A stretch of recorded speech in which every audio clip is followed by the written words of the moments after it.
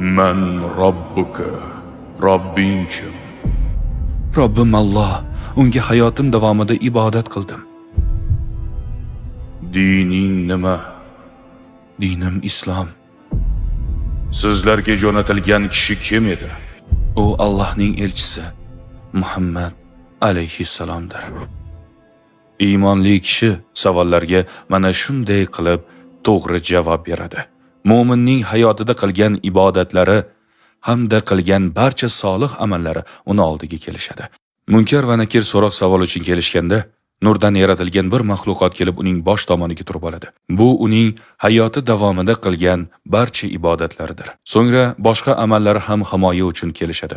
Tutgan ro'zalari o'ng tomonida, zakoti esa chap tomonida turadi. Qolgan solih amallari esa oyoq tomoniga turib olishadi. Hammasi ruhni himoya qilish uchun uni o'rab olishadi. Qabr ruhni siqib qo'yib, unga ozor berishidan saqlab turishadi. Mo'min barcha savollarga to'g'ri javob berib bo'lgach, jannatdan bir tuynuk ochib qo'yiladi. Alloh uning qabrini ko'zi ko'rar masofada kengaytirib qo'yishini buyuradi. So'ngra jannatdan bir o'rin tayyorlanadi. Qabrning bir tomonidan tuynuk ochiladi. Tuynuk orqali unga jannatdagi boqiy hayotidan lavhalar ko'rsatiladi. Mo'min qalbiga sakinat kiradi. Jannat manzaralarini qiyomat kunigacha tomosha qilib yotadi. Ammo buning boshqa tomoni ham bor.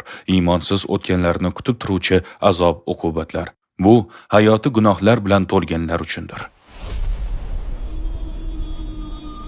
Meni bu yerdan chiqaring. Man robbuka. Robbing kim?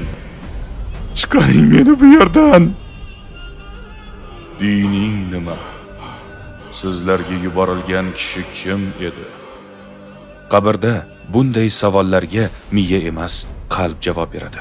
Insonning javoblari uning Alloh nazdidagi maqomiga ko'ra bo'ladi. Agar u Allohni va uning payg'ambarlarini rad etgan bo'lsa, u savollarga javob bera olmaydi. Hatto u musulmon bo'la turib hayoti davomida gunoh bilan yashagan bo'lsa, javob berayotganida tili o'ziga bo'ysunmay qoladi.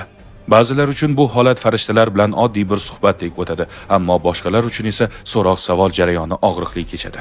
Jahannam eshiklari ochiladi hamda undagi dahshatli holatlar ko'rsatiladi. Qabrning mashaqqatlaridan azob chekishni boshlaydi.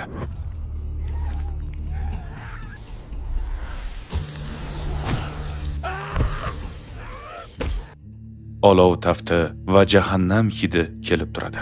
Qabri torayib, uni siqa boshlaydi. Shunda qora yuzli bir odam paydo bo'lib, uning qarshisiga keladi va shunday deydi: "Mana shu senga va'da qilingan kundir." Ruh undan qo'rqib so'raydi: